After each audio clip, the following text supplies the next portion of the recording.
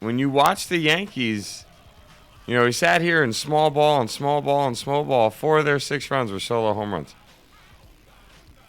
Not saying that's a bad thing. I don't want to sound like I'm complaining about that. I just think that's pretty awesome. Like Hafner to provide some power. Cano's, I think, tied for the AL lead in home runs. They got guys that can still hit for some power. Overbay's got a little bit of power to them. They're just getting production. However they got to get it, I'm just happy they're getting it. 19-0 when they score first, by the way. 19-0 this year when they score first. Major League Baseball record. That's actually pretty damn impressive. They had almost lost it last night, but that's pretty damn impressive. Yeah, that's even saying if they get up 1-0 in the first inning, they're holding on to that 1-0 lead. And it's, to me, it's not as much a credit to their hitting, which has been way better than expected with Vernon Wells and Hafner and Overbay and all these guys that are filling in. But it's their pitching that's surprising me, the way they're holding on. Even after Noble went down and, Hughes has had some back problems and CeCe hasn't looked as sharp at the beginning of the year, but that's expected. He's had that, and he warms up as the summer months go on. But it's Kuroda pitching well. It's Mariano 17 for 17 in save opportunities. It's the pitching staff itself that I'm kind of more impressed with than even the hitting. Especially the bullpen. Their bullpen, from what I was watching last night, I watched them bring up 3 different guys that were averaging a minimum of 3-to-1 ratio of strikeouts to hits. 4-to-1 strikeouts to walks. And that, to me, is pretty damn impressive. That's not easy to do. Especially as a bullpen pitcher coming out pretty cold. I know you get your, quote-unquote warm-up to get ready before you go out there, but you're still cold. I don't really care what anybody tries to tell you. I believe they're still cold. You got to get that first batter under your belt before you really start feeling like into the flow of the game. You can sit there and play catch with a catcher in the bullpen all you want. But to actually go out on the mound and pitch, I still would consider you cold. And for them to be pitching the way they are is extremely impressive to me. It is impressive. And when you look at the Yankees as a whole, like you said, they've now won, 18 straight games when they have a 1-0 lead.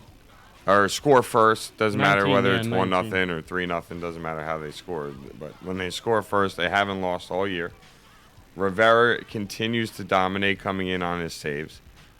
You got your bullpen stepping up. And then starter-wise, it's all, they almost remind me of last year's Orioles right now. And I don't know if you think that might be a fair comparison or not, but they almost do, where they're winning close games. They're holding on the leads when they have them, and they don't have any really starters that are dominating. They have a bullpen that is holding on to leads for them. The only thing I would say with that is it seemed like Baltimore did it with younger guys last year. Not necessarily the patchwork team that the Yankees put together. So a little different style of team. But I understand the comparison because of what the Orioles did last year, winning all those close games, winning all those one-run games. So I understand why you might try and make that comparison. But I just see these two teams as two different teams, but equally impressed. I gotta be honest. I'm very impressed with the Yankees. They're starting off way better than I thought they would have started off this season. And they're only going to start getting healthier from here. So, hopefully, healthier from here. Yeah, right? Hopefully healthier from here. The Jeter thing's the biggest question to me. But you're not going to expect him now until after the All-Star break anyway, so. It's not like you're sitting there going, oh, when's he going to come back? When's he going to go? They've already told you after the All-Star break at some point. So once the All-Star break hits, which is only about 2 months away now. About that, yeah. About that. So let me ask you a question that I'm even asking the chat room. And this is just to have some fun. Do we think that from, knowing that the Yankees are going to start getting their, some players back, and as the season goes on, some of these guys are going to play better ball, other guys aren't going to play as good, so on and so forth. Do you look at the Yankees and say to yourself that you expect them to get better, stay the same, or get worse? And I just throw get worse in there because you got to sort of do the full circle.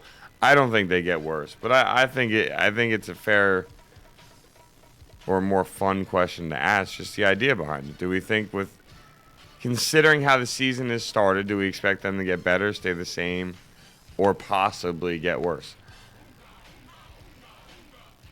I mean, depends on how the season unfolds. Depends on injuries. Depends on how guys perform when they come back. I have a hard time believing they can keep up this pace. I mean, I want to believe they can, but from the outside, you almost have to say, all right, well, yeah, this is a nice start, but when do you level back out? Like Vernon Wells hasn't played this well in years. Yeah. So it's sort of like, when... Hafner, I can't remember last time this guy stayed healthy. Overbay is a guy nobody even wanted out there. What I like about him is he's a good defensive first baseman. I don't care if he bats 250. I'll take the 250. Play a good defensive first base for me. Yeah. I mean, that's one of the things that, even when Treslar struggled on the plate, he was still reliable defensively on first base, and that's pretty much what you're... I mean, it's funny because, all the credit in the world of baseball goes to the pitchers and the bats. You don't realize how important it is to have a talented defender at first and third base on your corners. Or, you look at a guy like Jeter, and it's hard to realize how much of an impact a good defensive shortstop can be for you. Or, AKA what I'm trying to get at is none of these players, even if they are great at defense, are ever really credited or remembered for their defense. It's usually what they do at the plate, unless you're a pitcher. So I like that you bring that up just for the simple fact that it's a very true statement. Play good first base for me defensively, and I can handle you batting 250. Because it's almost like a bonus than what you get at the plate. And honestly, Teixeira hasn't batted much better than 250 the last couple of years anyway. His, maybe batting 260, 270, but his offense hasn't been what his career numbers were, but he plays such a great defensive first base. I don't care. Hit some homers, drive in some runs, and play a great defensive first base. Overbay's been doing all of the above.